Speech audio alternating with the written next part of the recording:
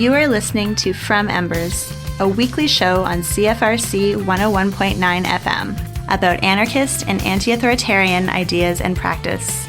We are broadcasting from the traditional territory of the Anishinaabe and Haudenosaunee peoples on land that has come to be called Kingston, Ontario, Canada because of the thievery and brutality of the Canadian state and its empire-loving parents. From Embers is about fires, some real and some metaphorical. Fires started generations ago and tended to over the years. Little sparks all across this territory that we hope will grow, spread, and engulf the thieving state called Canada and the capitalist system that has plagued this land since the fur trade.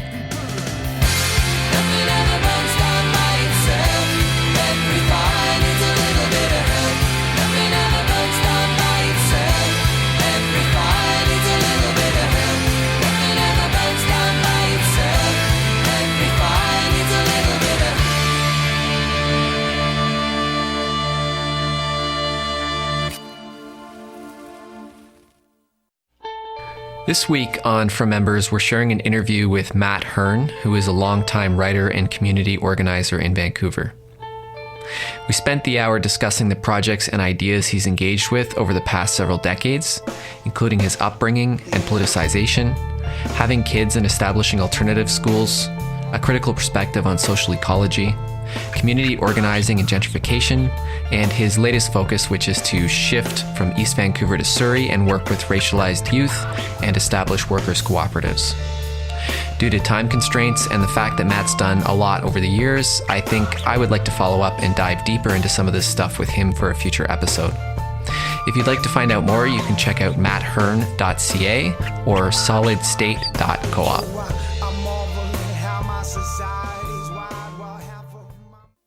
Would you like to start just by kind of talking a bit about where you grew up, how you grew up, and kind of your background a little bit? Sure thing. So I grew up in the country on Vancouver Island, somewhere north of Victoria, and I went to school in North Saanich, out on Secum territory. Lived there for my childhood. Went to Queen's University for very obtuse and elusive reasons to me now, reasons that are lost in the mist of history. And then I ended up moving to New York City to work at the Nation magazine, and my sweetheart came down to visit me, and she got pregnant almost immediately. So we moved to East Vancouver to have a child in 1990, and with all the intention of moving right back to New York City. And it's now 2020 almost, and we're still living in East Vancouver. And those children are all grown up now.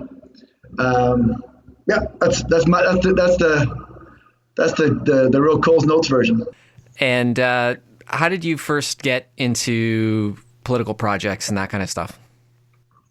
Yeah, it's interesting. I grew up in a totally culturally desiccated environment. My folks were lovely, kind of generally parlor pinkos in the most loose liberal sense of the word. And I grew up on Indigenous territory, completely alert and aware of that fact in an everyday sense. To leave my house, I had to pass through 3 separate reserves. Whichever way you left, you had to go through a reserve. My schools always had a very significant Indigenous population, but it never occurred to me that I was living on colonized land. I was living in fact and function under an apartheid regime, and the reality of that never crossed my mind. But I was a political kid from very young, for a variety of reasons. I think mostly just because of punk rock. I think maybe because there were an occasional political kind of things lying around my house. But my environment was like, when I think back now, in my high school, there was one Asian kid, one black kid, one Punjabi kid. I had a Chinese friend and a Punjabi friend, and I didn't even know what that meant. But I did know that my sort of, because I grew up with my grandma. My grandma was explicitly racist, was and is explicitly racist, and passed on much of that to me. And so that I lived in a both incredibly sheltered and an incredibly like a cultural desert in many ways. All I knew was kind of quasi lower middle class white people, and not much else. And even though from a very young age, I don't know from how old, like from early as I can remember, I remember being politicized. I was the kind of kid that would wear a end racism T-shirt and listen to the Clash, and this was in the 1970s, and put my fist in the air in marches, and then not have a clue about what was going on around me. One of the stories I tell often about the high school where I grew up is that I was a political kid. I was the kind of kid who was always trying to start strikes at school and try to do stuff, and constantly getting suspended for mouthing off teachers, and constantly talking about whatever sort of political thing I could cross my mind. I was certainly went to punk rock shows with the Squamish Five and Support the Five kind of folks. So I knew a lot about it in the abstract. But when I think about my high school, I took the bus home every day, and there were two school buses that came to my high school. One gigantic orange one that picked up basically all the white kids. And then there was another bus that was for Indigenous kids. And those two buses parked literally one in front of the other in the little bus loop at my high school. And the two sets of kids lined up beside each other to get on the bus, and the buses traveled exactly the same route. So whichever one went first, the other one had to stop while those kids got off. It was literal apartheid, and it never crossed my mind. It never once crossed my mind. I knew obviously that all those kids lining up for that bus were Indigenous, and all the other kids were basically all white kids except for occasional an Asian or a black kid. But it never struck me as odd. It never crossed my mind, even though I was a mouthy, troublemaking kid, that I happily got into trouble and would say anything to any teacher at any time. It never once crossed my mind to get on that bus. It never once crossed my mind that one of those kids from the Indigenous bus line could get on our bus. It baffles me now that I'm sure I would stand there with my punk rock T-shirts, my end racism T-shirts, and my little mohawk, and my little fucking surly attitude, and never once crossed my mind what was happening literally 4 feet in front of me. So when did that finally click for you? How did that dawn on you? Yeah, I'm not exactly sure, but definitely not then. Definitely way in retrospect. Definitely in telling people about my childhood. It might have been when I brought my partner back to visit the area where I grew up in, maybe, and she was like, "Holy cow, there's reserves all around your house," and I was like, "Oh yeah, maybe there is."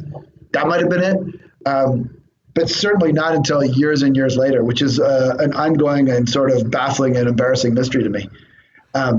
And then when I went to Queens, I was absolutely, a politicized student. I could barely go to university. I immediately got hooked up with a collective of anarchists. Pam and Peter took me in. I lived in Pam and Peter's house when I was a very young man. I was absolutely ignorant, knew almost nothing, but I was happy to and energetic and eager to get arrested at all kinds of stuff. And I was happy to mouth off about stuff that I barely knew anything about. But that was that was an absolutely formative experience. Is spending time around a lot of older activists. Back then, I don't know if they told you about that, but we used to be called Action for Social Change. And, it was we were building Marble Rock and we were doing stuff at the university, but mostly I was just sleeping on their couch, hanging around older people, delighted that they would be so tolerant of me and happy to participate in any kinds of actions. The ones that were the most prominent then, that we were doing Indigenous support of communities in Temagami that were being logged, and support of the Innu communities in Nitassinan that were being devastated by these low-flying Canadian fighter pilots. Yeah, but we were doing there was all kinds of stuff, and I was just kind of happily tagging on, being the rambunctious, noisy kid that was happy. I really didn't care about getting arrested. I was happy to get arrested anytime for almost anything. Whatever anybody, and it was really a political education, because as much as I pretended, probably 90% of the things that we were protesting or organizing around, I really didn't understand that well. I definitely was reading ferociously, and I was reading anarchist stuff, but honestly, I was consumed by my own self-absorption and my interest in being part of the world physically, to really spend that much time deeply understanding, I think, much of what I pretended I did. And then I went to the Nation, and I got a real, which is the oldest kind of putatively democratically leftist magazine in America. It's the oldest weekly in America, but it's kind of like a soft lefty magazine that, whatever, like old Stalinists in Iowa still subscribe to. And I got a really close look at soft left American politics, really up close.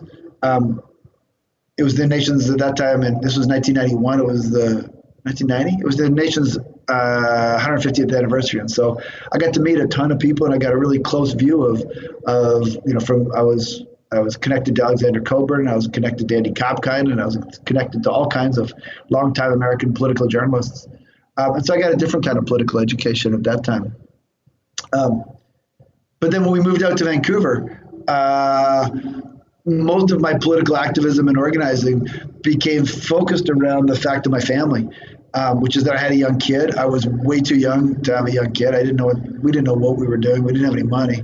And so to just try to make jobs for ourselves, we immediately started an alternative school. Mostly in parts because we were interested in working with kids and thinking about what anarchist and anti-authoritarian organizing might look like with youth and families and kids. But mostly it was just for us. Basically, Selena and I needed a job that we could share where one of us could take care of the child, the baby, in the morning. One of us could switch in the afternoon. It was a way for us to kind of organize our lives in some kind of way so that I could be around the kid part-time. How did you actually get that going, the alternative education school? Yeah, this sounds ridiculous now, but this is a pre-internet era, right? And so literally me and Selena moved to Commercial Drive in 1991. She was pregnant. We had $40 and we had like 2 boxes of stuff and nothing else. I knew like 2 people in the neighborhood. And those are basically all the resources we had. And so we just scrambled around, found some kind of things. But we started a school, and this again sounds unbelievable in some ways, but we hand drew posters, hand colored them, saying, does anybody want to start an alternative school? And we put them by hand. We just tacked them to poster boards and to telephone poles up and down Commercial Drive. That was literally the extent of our organizing. And surprisingly, a bunch of people did, and a bunch of people entrusted their children to us. That's wild. So, yeah. If you look at pictures of us down there, I was like 22 years old, and I looked possibly 16, maybe. I did not look like somebody you should entrust your children to, but really then our political organizing, and when I look back on it now, mostly by circumstance, not really so much by choice, that my political organizing is focused around working with young people for the last almost 30 years now. And it really started just from that, which would be, I would say, an exuberant enthusiasm about being a young man in New York City with a new partner. And the fact that Selena and that she got pregnant really very quickly and very early without any kind of forethinking anyway. And zero forethinking anyway. And then we decided to have a family regardless. The fact of that really has really governed my life and really for the last 3 decades, because my intention was to become a war journalist. I didn't and don't have any particular interest in kids per se. I love the kids we hang around with, but that was never my intention. My life just kind of took a turn that way out of exigency, certainly not out of any planning. And so a lot of your earlier writing was around youth liberation and deschooling. How did you come to, was it through just the experience of running this school that got you interested in reading and writing about this kind of stuff? Yeah, it's super interesting to me when I look back on it now, because basically Selena and I started this school. And so we had this whole big pack of cool kids and families staring at us. It was an elementary school in the early 90s. And very literally, we didn't know what we were doing. Selena had a teaching degree, and I had worked with kids at summer camps and stuff, and I had some basic skills. But in terms of reconciling our political and our pedagogical kind of ideals, we had nothing really to stand on, and so we were motivated in an incredibly urgent way, which is to say that we would go spend all day with a bunch of kids. Have these political ideas and have no idea really how to reconcile the two of them. And so at nighttime, we would just read frantically together. We would get John Holt, we would get John Gatto, we'd get any kind of books that we could get our hands on, to try to explain to ourselves what we were seeing in front of us every day, to try to give ourselves some ideas, to try to read about other people's experiences of starting alternative schools. We were like, really, it was just driven by like, holy shit, what do we do tomorrow?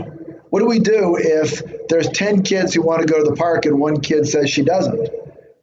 Do we go to the park? How do we decide that? What if I think, what if we have a 10-year-old who never wants to read and can't read? What do we do about that then? And so our days were literally like that, just scrambling for resources, for ideas, for experiences, for literature, anything we could find. Certainly reading all the time, but definitely like meeting anybody we could meet, trying to find mentors, trying to find people with similar experiences, to try to think that through. How do you treat kids with respect? How do you create an institution that is an anti-authoritarian institution, one that isn't devoted to manipulating and disciplining and punishing children, but one that thinks about them in a larger sense? How do you treat kids right? And we didn't know, because we didn't really have any experiences of that, right? I knew how to yell at kids and order kids around and use, to gather whatever charisma or I might have to be able to move groups of kids around, but that was just instinctual. And very often we would do things or, say, well, hang on for a second, this thing happened. I don't think that was the right thing to do, was it? And we'd be like, I don't know. And so we would go read Leo Tolstoy, for example. Leo Tolstoy was obviously he was a novelist, etc. But he was actually really interested in kids. He started a whole series of schools through Yasnaya Polyana region of Russia. And he wrote a great book called On Education, where he did kind of the same thing, where he was just like, well, a kid stood up and threw his book at me and yelled at me. What was I supposed to do? And that was really our experience. And so really because I was not institutionally affiliated, particularly, I wasn't I wasn't part of any university or whatever. And we were running this big house full of people. We had this big kind of communal house, and we had this school that was just growing like crazy. And then we had all these kind of we were running classes, we were opening it up at nighttime. We were just doing everything we could think of. But we were super hungry for trying to figure out some kind of political orientation for our everyday activities. And so there was an urgency to it. And an urgency not in an abstractly politicized sense, but an urgency in what the hell am I going to do with these kids tomorrow? And could you break down for our listeners some of the basic ideas behind deschooling and how your views on it have changed over the years? Yeah, it's and I guess that was a big part of my writing, right? Which is me trying to think things through, which is a way I've continued on for all these years, which is, and actually literally right this morning, right through this morning, it's a way of me processing ideas, of maybe me kind of engaging with scholarship and other folks who are thinking about this. My writing really traces in many ways just the arc of my organizing.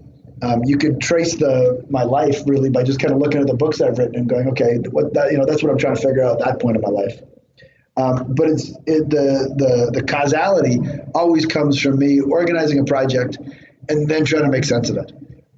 Me trying to figure it out and me trying to connect it to scholarship. So I'll talk to you about deschooling in a second for sure. But even now, so now I work in Surrey. I work in a suburbs of Vancouver with newcomer kids and families. And now the book I'm working on right now is to try to understand urban peripheralization, to understand how poor and racialized people are getting spun to the edges of cities. Not because I'm particularly academically interested in gentrification and displacement, but because I'm interested in my neighborhood. I'm interested in how every day I find myself out here. For the last 6 years, basically, I spend all day, every day in a suburban environment that I never would have anticipated ever. And so my writing and my books are really trying to make sense of that. And so really my thinking about deschooling is really generated by my organizing, which is to say, okay, if it kind of flows from a particular critique of schools to say, if, gathering together 30 kids of the same age and through force and discipline, through punishment and technique, through manipulation and authoritarian control, and very often through pharmaceuticals, we impel young people to, from very young age, to spend all their days in an environment of large groups of people of their own age, doing activities and studying abstract ideas that neither they nor their supervisors have any necessary interest in, and that they're compelled every day to move through abstracted blocks of activities at a sound of a bell. And they're constantly subjected to these authoritarian environments. If that's not a healthy place for young people, if that's not the place we could say, well, that would be a wonderful place for my child to be, well, then what would a place like that look like? And I think of deschooling as an ongoing exploration of that. Of if we're not going to consistently discipline and punish kids and force them into activities that they have no interest in, what would an institution look like that treats kids with respect? And that's kind of an ongoing series of questions, I think, that ripples through deschooling. And I think it's in many ways, even the phrase deschooling, or what often people talk about as unschooling, is kind of interesting. And I think it reflects some of the larger aporias of the capital L left, which is that so much of the left at this time is devoted to defensive maneuvers.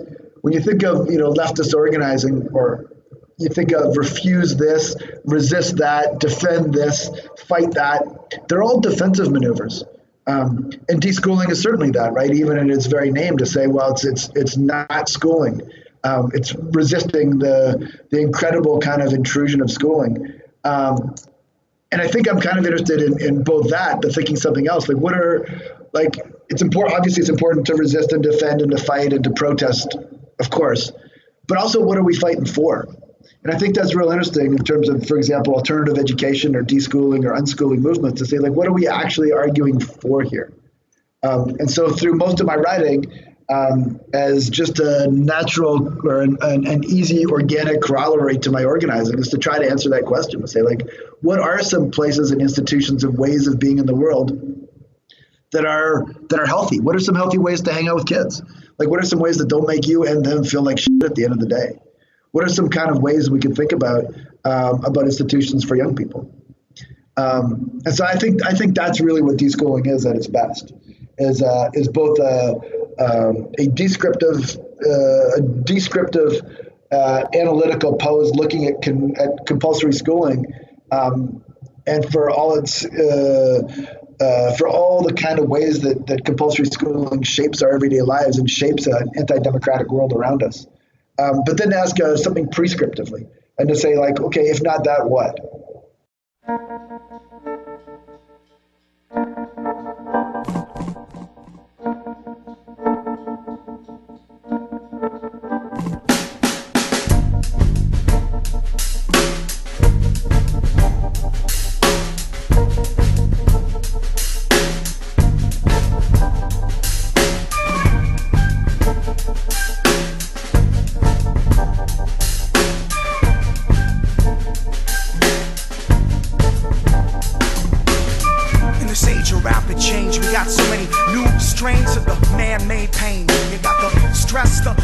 And duress, neuroses and psychoses and clinical tests. Got the prescription for children's riddles risen 700% in a 5-year period. That's serious invasion of mental terrain. You got a nation of slightly sedated brains that have been raised up on television, had been propped up and forced to watch it since they was infants. Feed them the multiple edits per second, then wonder why they grow up with attention deficit. Let's be correct, this is not an illness. It's a reaction to the state that their world's in. And just as sure as the brains have been fucked, ain't no drug out there that'll cover that shit up. Oh, yasu, nothing gonna fill a hole in yasu, nothing gonna fill a hole in yasu, nothing gonna fill a hole. Kids in your soul, kids in your soul, kids in your soul.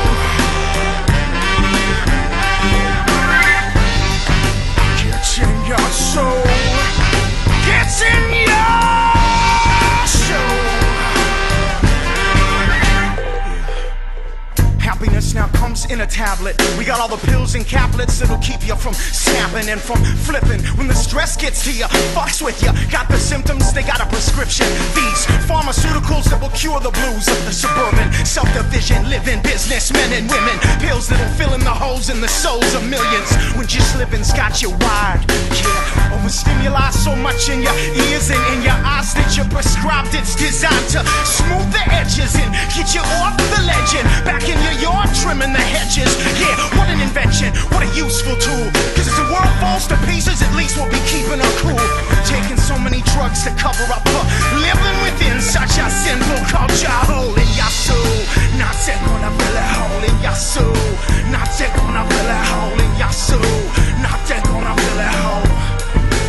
It's in your soul. It's in your soul. It's in your soul. Yeah. It gets in your soul. Gets in your soul. In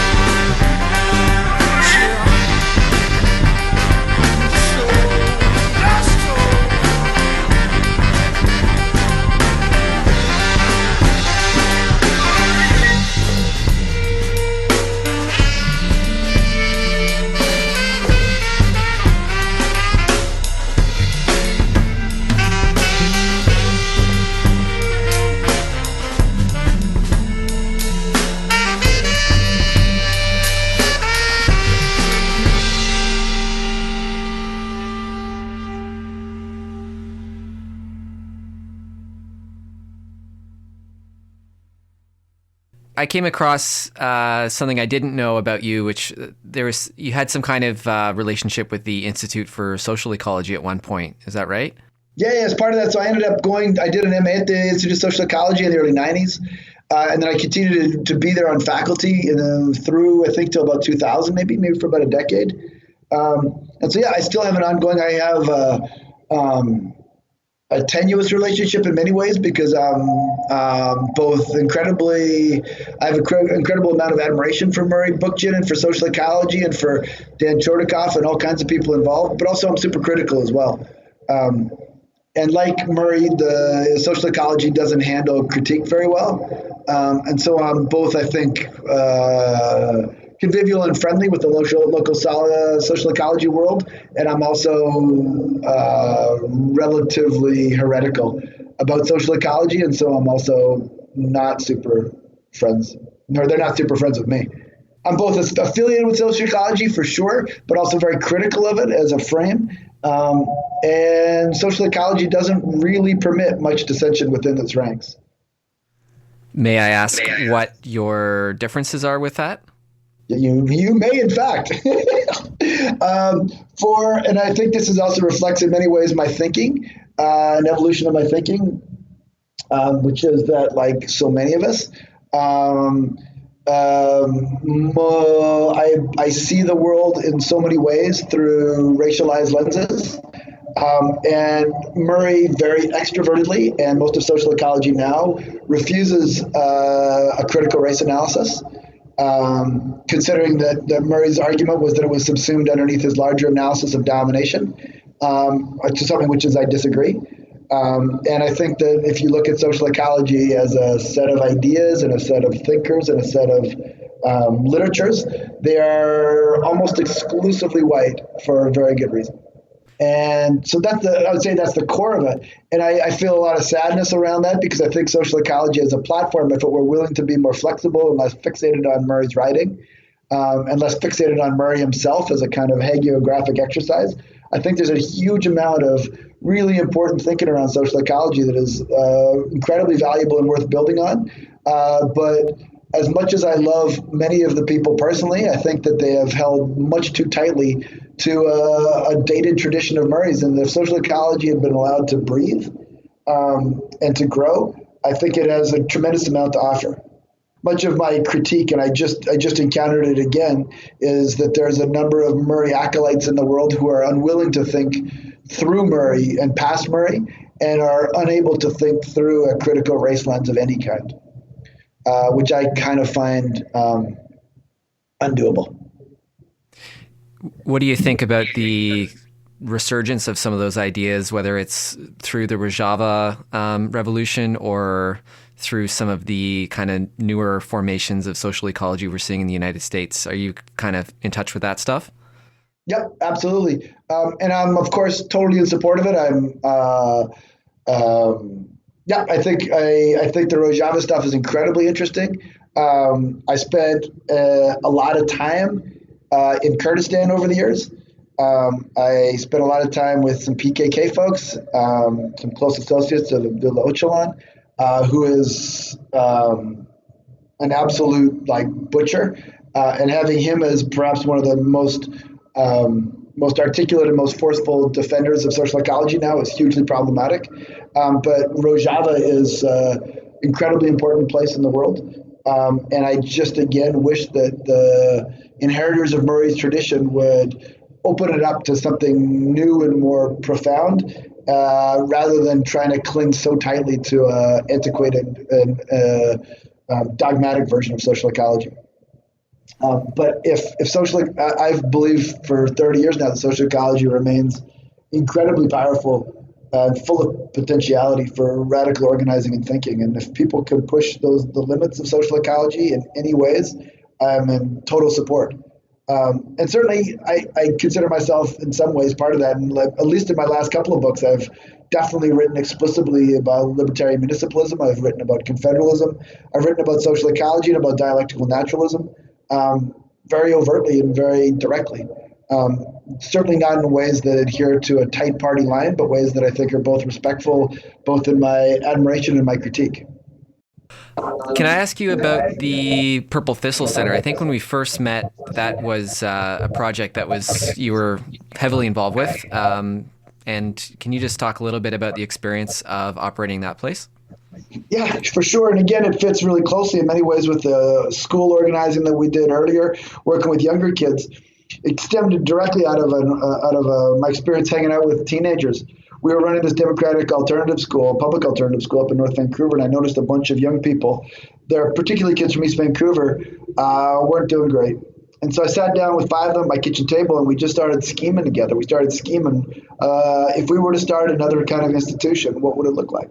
And we went through a whole bunch of kind of ideas. We talked about opening a cafe. We talked about opening a school. We talked about starting some kind of traveling program. We talked about buying, a couple of buses and traveling around. And then eventually we just started talking about, I started asking them what are the kinds of things that they loved doing. This would be in the late 90s. It'd be like 1999. And they started talking about being creative. They talked definitely about traveling and stuff like that, but they talked about making zines. They talked about making music. They talked about making movies. They talked about making stuff. They talked about art. And so we opened a center like that. And the center was built firstly on those, where there was 5 kids sitting around my kitchen table, all of whom I'm still in touch with. All of whom are in their mid to late 30s now, and all of whom I still see very often. But we started with those kids, and we started talking about us as a collective running it. And then we slowly gathered steam, and that collective grew to about 20 kids. And then we made all the decisions about the place together. And then over the course of a very short number of years, we moved into a big warehouse down kind of in the flats of East Vancouver. And the center grew into a place where a couple hundred kids would come on a weekly basis. And we offered 24/7 programming. There was all kinds of art classes and opportunities and employment programs and all kinds of resources available there. But at its heart, it was always run democratically by a group of teenagers who made all the decisions for the place, including decisions around staffing, including around budgeting, including around community agreements, etc. Right through its 10 years that I was involved with it, I was putatively the director, but I was in many ways just an accountant and a note keeper, as a group of scrappy young people really figured out how to run, which was what ended up being quite a big institution. One challenge I've always found with projects is that people who found them or are heavily associated with them, people will often look to that person to kind of give direction or sort of take the lead on a lot of things. So how did you navigate kind of being the mentor of that project and encouraging the teenagers to kind of take things into their own hands and seize the initiative, so to speak. Yeah, super interesting. Yeah, and it's your comments are absolutely correct. And it's an ongoing, I think, set of conversations, because I think there are some things which John Holt talked about this a lot, about legitimate authority and about coercive authority. And in some circumstances, I think that me taking the lead, me handling stuff, I think was entirely appropriate. In other cases, I think it was incredibly inhibited the kids' capacity to run the place and capacity to take control over their own lives. And that's an ongoing just kind of set of conversations that I still have in my new projects. And I think of this in and to try to think this through in a more democratic's not the right word, but I'm not quite sure what the right word is there. But to think it through in a more complicated or a more complex or a more nuanced way is to think through the capacities that any group of people have among them, and that in certain circumstances it's entirely appropriate for one of those people to take the lead. The metaphor I kind of sometimes use is, imagine that 5 of us are in a car on a road trip. And one of us in that car happens to be a mechanic. And let's say we're driving along and somewhere in the middle of nowhere, the car breaks down. All the other 4 of us will immediately defer to the person who is the mechanic. We'll immediately ask her, hey, what's the problem? Can you do it? And she'll take the lead, just by virtue of her knowledge and skills and experience. And we're not really going to sit around and talk about, discuss possible ideas or possible solutions. I mean, maybe a little bit, but we will just easily defer to her, to people with particular kinds of skills and experience. And I think in any group, I think that's how good groups tend to work, right? Is that we begin to appreciate and understand each other's skills and to defer to each other when each other has, not in an authoritarian way, but in an acknowledgement of capacity way. And so when you're the only adult hanging around with a bunch of kids, there are some things that you're good at and some things that you know and some things you can do. And then I think it's appropriate for you to take the lead on. But interestingly, and this gets more acute as I get older, is that there's lots of things I just don't know and I'm not good at, and the kids are much better at. And so it's really important to be able to defer to them in those circumstances. And then there's another whole kind of mushy middle of things where you kind of got to work it out between you. And you got to be able to both respect each other's experience and skill and knowledge, and to be able to question each other in a loving and caring way. And because now I work with almost exclusively newcomer, and you can't see this because we're doing it over radio, but I'm putting my hands up in bunny quotes, which is that I don't like the word, but that's the word people use. So I work exclusively with refugee and racialized migrant kids. And there's just so many things that I don't know when I'm hanging out with them, and they got to teach me. And so I lean on them like crazy. I lean on the kids that I work with every day for very basic things and for big things. And they know that, and they take care of me, and they help me out in all kinds of ways, in other ways that I take care of them and help them out in other ways. I know also with the Purple Thistle that one of the projects was running exchanges to a youth center in the Northwest Territories. Can you talk a little bit about how that fit into the project and what kind of you hope to get out of that? Yeah, that project was because Commercial Drive is, in particular, we were working out of their center, was super diverse in lots of ways. And one of the things I noticed that there were, I remember when my kids would bring home their buddies from school or whatever, and they'd have, there'd be kids from all over the world or whatever, but very few Indigenous kids. And I noticed that in a whole bunch of different circumstances, that even in really diverse circumstances, the Indigenous kids tend to keep to themselves. And when I talked to a lot of non-Indigenous kids, hung out with them, many of them, even though they were interested, didn't have any Indigenous friends, didn't hang out with any Indigenous, buddies at school, that the Indigenous kids tend to be separated in a way that most other kids really weren't. So I got really curious about that for a variety of reasons. And so we started this exchange where we took a pack of kids from East Vancouver, non-Indigenous kids, and we went up to this place called Fort Good Hope, which is 750 miles north of Yellowknife. It's right where the Mackenzie River and the Arctic Circle cross. It's a small Dene community, a fly-in Dene community of about 500 people. So we would take kids up there for a couple of weeks, and they would be billeted in families' houses, and we would go on the land and we would do stuff together for a couple of weeks. And then we would bring a similar sized pack of kids, all Dene and Métis kids from up there back down here for a couple of weeks to hang out. And it was certainly a chance for teenagers to travel, to do something fun together. But really the idea was to try to get Indigenous and non-Indigenous kids to hang out together, to travel, to do stuff together. And to be able to appreciate each other's families, to be able to appreciate each other's houses, to be able to appreciate each other's food. And we ran that for a decade. And in a lot of ways, it was transformative for all of us in all kinds of ways. And I think about it, I'm still in touch. I stopped doing it because the funding program that we were accessing through the government just kind of ran out. But really the idea was to try to find ways to get Indigenous and non-Indigenous kids to hang out together, and to do stuff together.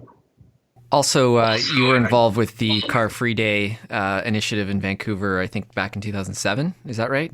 Sure is. Yeah. Can you talk a little bit about sort of the ideas behind that project and why maybe also why you moved away from it later on? Yeah, totally. Yeah, we were just pissed off about the Gateway project, which is a massive road, rail, port expansion project that was just bringing just massive amounts of traffic through our neighborhood. And it was really just massively increasing the carbon load of the city and issuing in a whole set of kind of global capitals. And so we started this Car Free Day as kind of as a community celebration, kind of as a political protest, partially as an ecological event. Just me and a couple of buddies having no idea what we were doing said, let's just do it. And we ended up getting a permit from the city to close down the street for a day. And then we just, I don't know, honestly, we didn't know what we were doing at all. We never organized a festival or anything. And for a bunch of reasons I'm not entirely sure I understand, 25,000 people showed up that day on Commercial Drive. We flooded the streets with people, with hockey games, with music, with kid stuff. And it was great. It was a wonderful time. And we were kind of dismayed at it. And it cost basically nothing. We did it all volunteer. Everybody did everything for free. And so we ran this kind of like what turned out to be this gigantic festival for very little money. And so then we kept on doing it. We just did it year after year after year, and it kept growing. We expanded to other neighborhoods, and it ended up being a festival now that, is almost 500,000 people were coming out in 5 separate neighborhoods. And again, we were doing it almost all for free and almost totally just kind of off the cuff and trying to use horizontal organizing methods that were super interesting as a kind of a way to hang out and figure out how to organize large scale events. It was delightful in lots of ways. And I just got a bit tired of it, honestly. It's carrying on. There's a whole group of people. It's a giant project now, and they've got like full-time staff and all that kind of stuff. It's a more legit thing. I didn't really move away from it for any particular reason. I think I have some problems with it. I have some questions around those kind of festivals as harbingers of gentrification. I think for a little bit, the festival was getting a little bit depoliticized. But honestly, I'm very loath to talk about it because it's a cool project. It's a gigantic and complicated project. And if I wanted to critique it, I should get involved. I'm the founder of it, and people would absolutely have me back and welcome my organizing. But I think they're doing a lovely job, but the festivals don't look exactly like I would organize them any longer. And I have some interest around the way that organizing around bike lanes and car-free activities in many ways are just vehicles of displacement and property accumulation. But if I really wanted to have a public critique of those events, I should do something about it instead of just mouthing off. So I really admire those people. I think they're doing great work. And and for the most part, those festivals, I just passed them on to a group of folks. Same as I passed on the Purple Thistle, same as I passed on Groundswell, same as I passed on a whole series of projects to try to disembed them just from my own very kind of limited visions. Yeah, that's totally fair, and I respect that perspective. I was more thinking about the study of Portland that you did, and looking at in Portland at least how some people identified bike lanes as a harbinger of gentrification, as you said. And how in some forums you've publicly reflected that you're concerned that some community organizing projects contributed to some gentrification in East Vancouver. Yeah, and I think that there's a real kind of I don't think chagrin is quite right, but maybe chagrin's the right word, is that I really do think that that there's this incredible kind of bind that community organizers get put in, and that one that upon reflection of a couple of decades of community organizing in East Vancouver, I look back and just wonder, right, that every single thing that I did, every time I was successful, every time my crews made the place better, every time my colleagues and I organized something that made the neighborhood funkier, made it funner, made it safer, made it more vibrant, actually opened it up for gentrification. That capital can take advantage of anything, right? And that urban grit, that urban flavor, cool youth projects, all of that can be an accoutrement to property speculation. All of those are things that are happily captured by the apparatuses of capital. And so it puts you in an incredible bind in lots of ways. And it's a bind that I don't honestly know how to reconcile in a lot of ways. Which is how can you make a place better without welcoming displacement? In a time of hegemonic and overwhelmingly dominant capital, and a particular kind of neoliberal set of regimes that dominate every aspect of our lives, how to act. And I don't have good answers for that. And I think that ironically and awfully, in many ways, the projects that I've started and run that were the most successful, in some other ways, were the most damaging. And I think in some ways that as I reflect on that, and from that Portland book, it's one of my dear friends from Portland who sadly now passed away. She just said, that when white people first started coming to the albino neighborhood in Portland, they just didn't listen. They were full of eagerness and they were full of ideas, and they didn't listen and they didn't see what was here. And I think that critique is really accurate in a lot of ways, and really in many ways, I think describes much of my community organizing. Is that I think it's really true that I didn't listen enough, that I had so much energy and so much eagerness that I maybe didn't look and see what was existing. And I think in many ways that, of course, I think of that with a lot of regret in some ways, because it, of course, mirrors almost exactly colonial ideologies of control and domination. That's in many ways the foundation of colonialism is not being willing to look and listen and see what's existing, to be able to see a place for your own benefit. And while my politics are and increasingly and constantly informed by a kind of an anti-colonial analysis, I wonder to what regards my whiteness and my privilege are corrosive. And of course, those are ideas that I think about every day now that I work in Surrey, and I wonder about, and I think about as aggressively and honestly as I can to think about how I can act here in Surrey without doing damage. Yeah, I think one of the things about gentrification is it can be so hard to put one's finger on what's really driving it, or it's easier to identify the things around you on a smaller scale than to seek out the kind of bigger developers and speculators that are kind of lurking in the shadows behind. And Vancouver's seen some of the most intense gentrification anywhere in the country. And I'm wondering, I mean, East Vancouver's obviously been a battleground for decades now, but has there been sort of neighborhood defense around where you are that has inspired you against that kind of gentrification? Yeah, and it's all lost. All of us, everything we've done, we've lost, frankly speaking. There's been squats, there's been holdouts, there's been protests, there's been all kinds of good politicians who've tried real hard to change things currently. And it's none of it worked. Frankly speaking.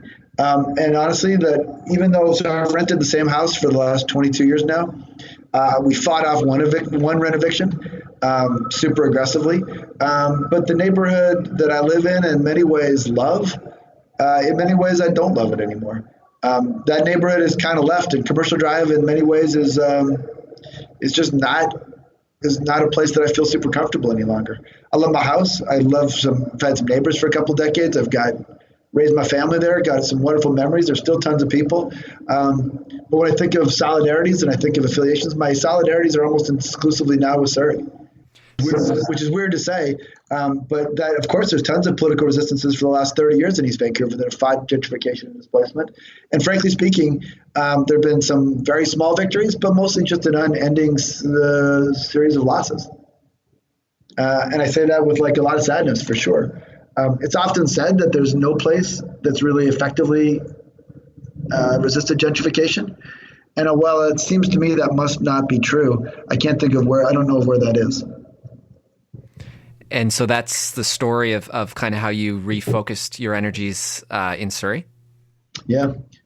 Basically, a friend, an old man who appointed himself my mentor, looked at me one time and said, East Vancouver's not in East Vancouver anymore, Matt. It's in Surrey. And he was right. East Vancouver's too expensive. You know, a racialized migrant family, an economic migrant, refugees, people that arrive in Vancouver without a ton of money, they're not going to look at East Vancouver anymore. The average, two-bedroom rent is, $3,000. If you're a modest family, a family of modest means, if you're a working class family with a couple of kids, you're not going to look at Vancouver. You're going to look further out to the periphery. You're going to look to Coquitlam. You're going to look to Burnaby. You're going to look to Langley. You're going to look to Surrey primarily. And so I started coming out here a few years ago to organize.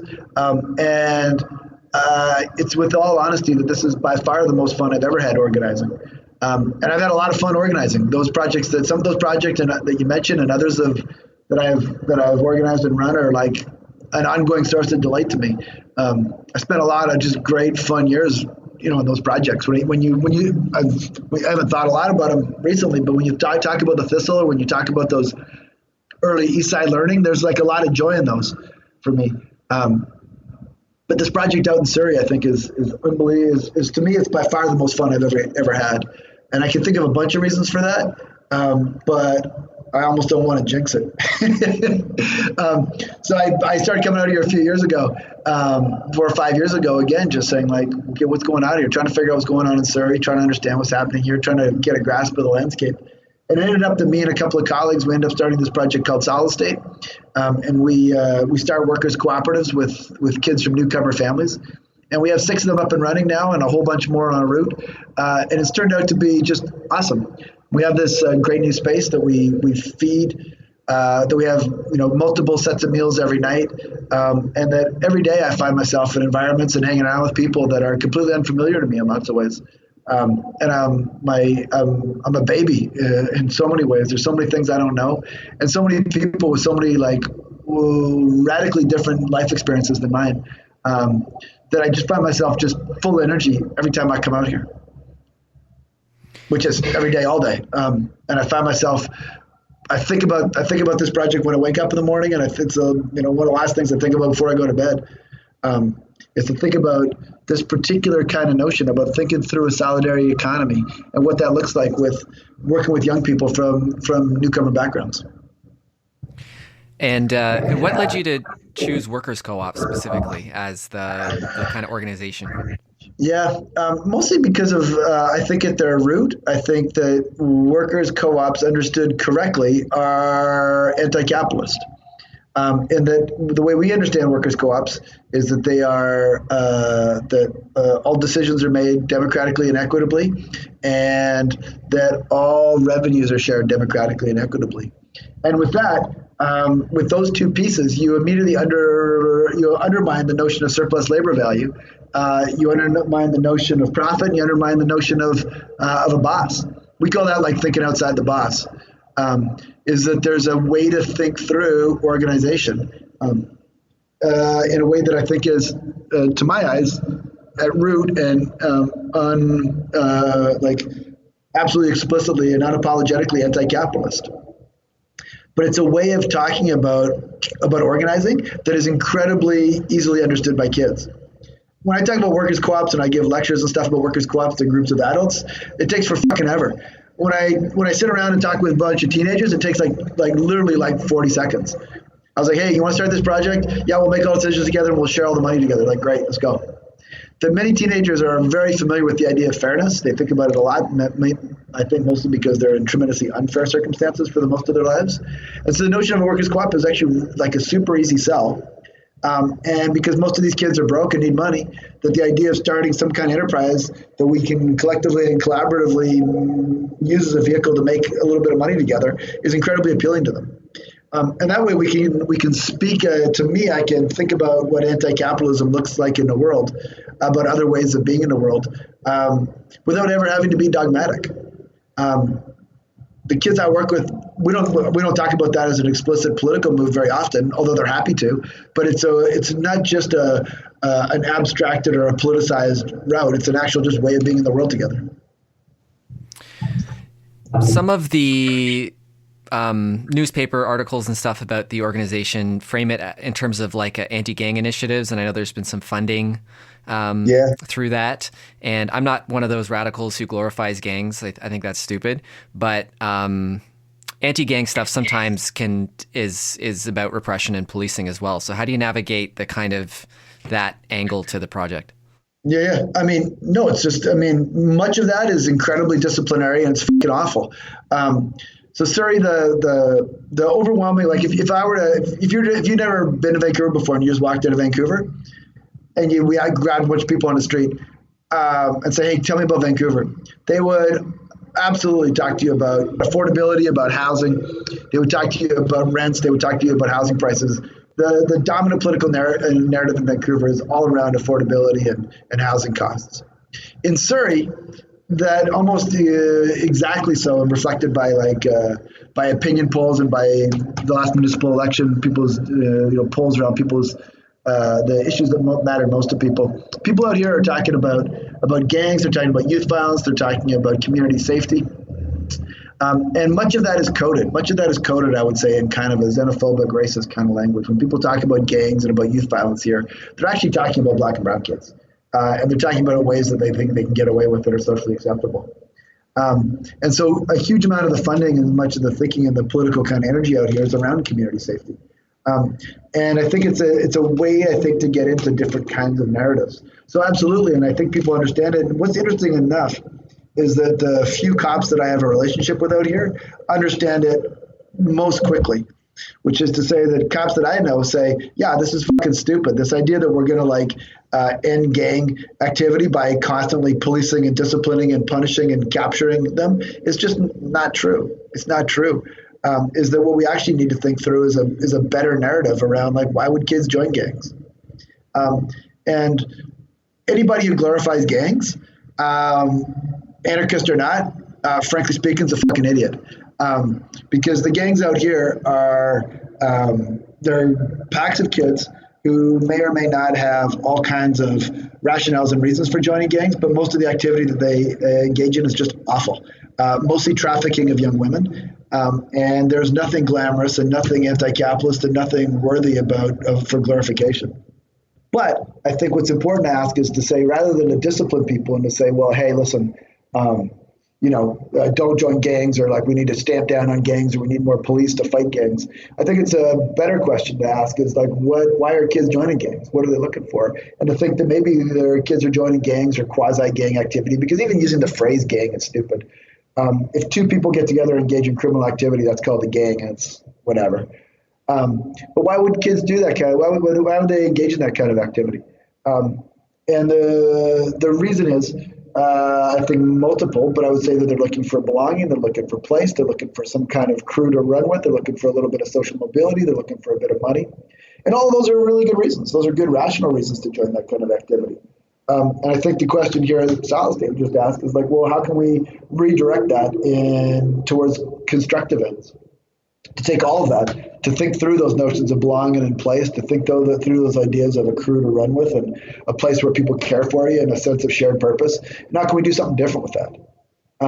Because the results, as much as like certain kinds of like insurrectionary anarchists or whatever might like to glorify pirates or fucking gangs or whatever, the on-the-ground reality is awful, and it's almost exclusively around young women being trafficked in just horrific and totally regrettable ways. But I think the answer to that is not disciplinary, but I think it's something constructive, and I think it's forward-looking to say, like, hey, like what can we do with that energy and that kind of hustle? What can we do about that that's not in an entrepreneurial, like, capitalist way, but what can we do that in a way that can actually think about hustle together? What do you see as your trajectory in the near to long future? Well, honestly, I don't fucking know. I mean, most every day and most every time I think about my direction, it's always a surprise to me. So I try not to think about it too much. But what I do know is that what we're aiming for here at Solid State is we're trying to build a cooperative of cooperatives. And that's not an unusual or not a completely unique idea. We're taking our inspiration from places like Mondragon, but more like places like Cooperation Jackson and places like Repaired Nation in Oakland. This notion of a cooperative built out of workers' cooperatives. We're trying to think through what would a solidarity economy look like out here. And we're trying to build a different kind of economic framework built on these workers' cooperatives. And based on ideas of solidarity and hospitality. And so I can't see a horizon on that, frankly speaking. I find myself just incredibly energized and excited and thrilled to be here. I find myself with less and less time to write than ever before.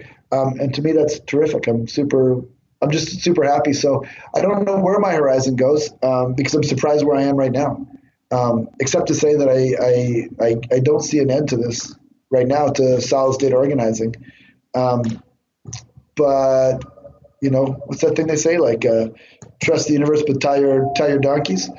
That in an era of climate change, I think long-term plans are probably going to be laughed at. Well, Matt, I know you have to go, and I really appreciate your time. There's a lot of different projects and writing that you've done, and we'll link to your website. But is there stuff that you would recommend people check out if they want to find out more? Yeah, fantastic. Thank you very much. If anybody's interested, sure, I got a website. You can just Google me or whatever. But we have a brand new Solid State website that's about to come up, I think maybe this weekend. It's solidstate.coop. You've been listening to From Embers, a weekly show of anarchist ideas in practice. We broadcast every Wednesday at 8 o'clock on CFRC 101.9 FM here in Kingston and online through all the major podcast platforms.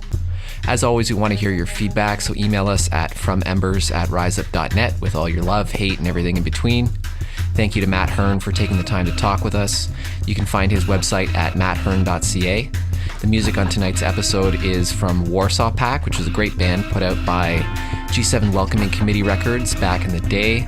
You can look up Lee Reed if you want to find some new stuff coming out of that same world. We'll be back next week with more content for you. Thanks for listening and have a good night. Automobile was a symbol of freedom, and then the people multiplied by three, then by three. Every family wanted 3 cars, and the freeways into the city became clogged. Where do you start? They chopping down trees in the parks for the parkways for the cars. Car exhaust toxins, and I drop from disease. But gasoline still feeds the economy, suck heartily, as if from the artery of Satan. The nameless reaping and raking and be profiting off of the need of its own making. And while plants and trees get that energy for free, why can't complex beings like we? You see, it's a shame that the sun's rays are harmful these days, but doesn't it display openly its energy's potency? We got men on the moon and we got robots on Mars. Why we gotta pay to make the wheels move underneath our cars? Think hard. The original diesel engine was invented to run off of a blend that was made from vegetables. This wasn't capital intensive, hard to control. The barons of oil production worried they would lose hold if energy could be grown as crops upon farmers' plots. Then who controls the profit that was to be gotten? Truth is they could not stop the abundance, and these biofuels would put oil companies all under. And it's no wonder when it involves that much cash that your engine's still designed to run off of gas, cause you still got 10 or 20 good years left. Yeah, to the year of the car crash. You'll suck that black sap until the very last year of the car crash. Year of the car crash.